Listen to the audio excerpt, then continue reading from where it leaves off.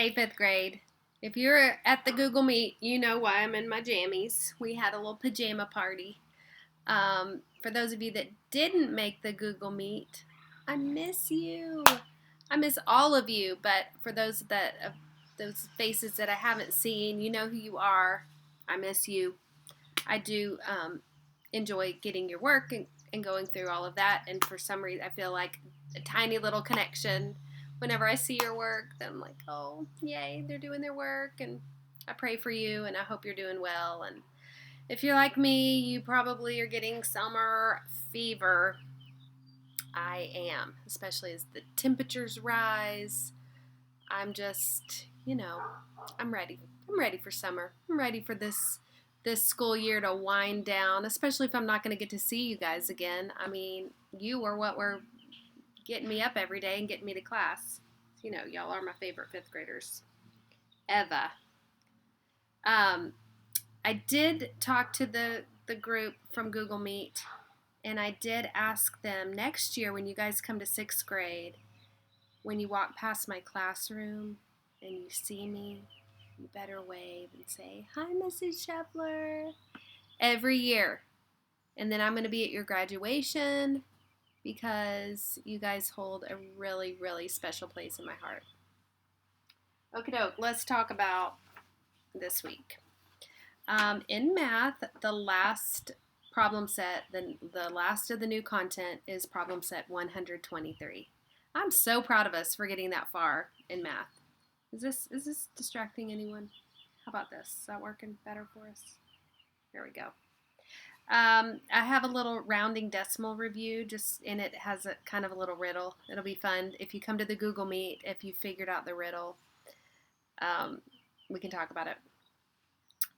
I so I did that sheet. I just wanted to make sure that it made sense and that it really was an answer to the riddle.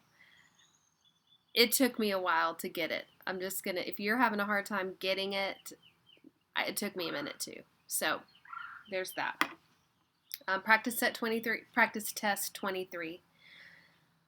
These practice tests are just kind of preparing you for the final test at the end of the year.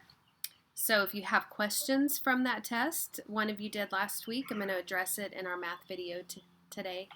But if you have tests from those questions from those practice tests, come to Google Meet with them, or talk to your parents about it, or go back to the Saxon book and see if you can figure out the lesson from there. If there's a video that you could watch from it, definitely don't stay confused. Let's get to the bottom of it. Okay, in English, you guys are blowing through Seaman. I'm proud of you. I know it's a lot. It's like a chapter a day, really, if you break it down into 5 days. If you break it down into 3, it's 2 and 2 and 1. But I know it's a lot, but I stick with it. And this week, as far as your paper goes, your composition goes, you guys have submitted your rough drafts. I've made comments and suggestions. I've looked at your intros and conclusions. And now you're just working on the final edits and revisions to turn in your final copy, your final draft on Friday. And remember that I don't want this shared with me via Google Doc. I want it printed.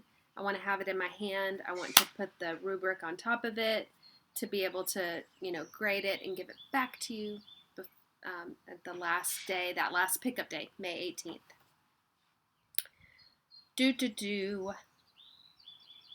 Okay, we're still plowing through Shirley Grammar.